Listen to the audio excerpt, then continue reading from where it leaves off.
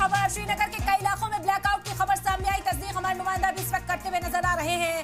अनंतनाग में पाक ड्रोन गिराए गए हैं। इस वक्त की बड़ी जानकारी आप तक पहुंचा रहे हैं। श्रीनगर के कई इलाकों में ब्लैकआउट की खबरें सामने आ रही हैं। एक बार फिर से श्रीनगर में ब्लैकआउट कर दिया गया है। अनंतनाग में भी पाक ड्रोन बाहर गिराए गए हैं। तो 4 घंटे में ही सीजफायर का वॉयलेशन हो गया है ना, इस बारे में लगातार चर्चा की जा रही थी। बिल्कुल, और अपने तमाम गेस्ट से हम यही पूछ रहे थे कि क्या पाकिस्तान पर यकीन किया जा सकता है। तमाम लोगों का यही कहना था कि नहीं, और उनकी बात यहाँ पर सामने दिखाई दे रही है। रमेश, आपका रुख करना चाहेंगे फौरी डिटेल्स। आपको बता दें कि पुंछ में भी ब्लैकआउट कर दिया गया है और इसके साथ ही बॉर्डर पे जो धमाकों की आवाज भी कुछ देर पहले सुनाई दी है।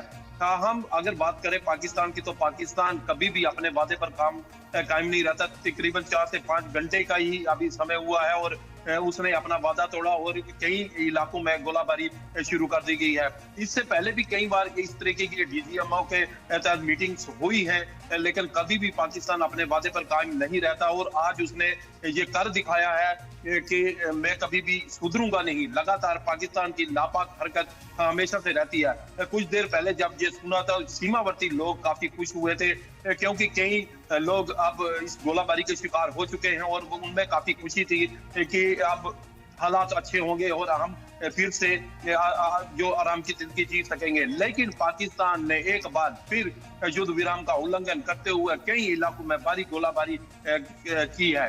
जी बिल्कुल, तो लगातार हम अपने तमाम जो रिपोर्टर हैं उनसे तमाम तरह हालात जान रहे हैं। रवि, अगर आप मुझे सुन पा रहे हैं, डिटेल्स चाहेंगे?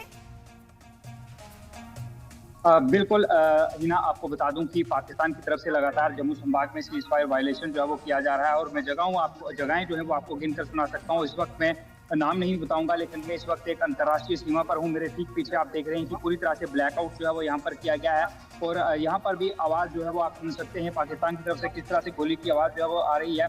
और मैं आपको बता दूं कि पाकिस्तान की तरफ से जब ये 5 बजे के करीब खबर आई कि डोनाल्ड ट्रंप ने ट्वीट किया कि भारत और पाकिस्तान के बीच उन्होंने मीडिएट किया है और इंटरव्यू करने के बाद भारत और पाकिस्तान जो है वो दोनों राजी हुए हैं सीज फायर पर। उसके बाद बाकायदा एक प्रेस कॉन्फ्रेंस होती है और उसके बाद बिल्कुल रवि, आपकी बात मुकम्मल तौर पर सुनेंगे।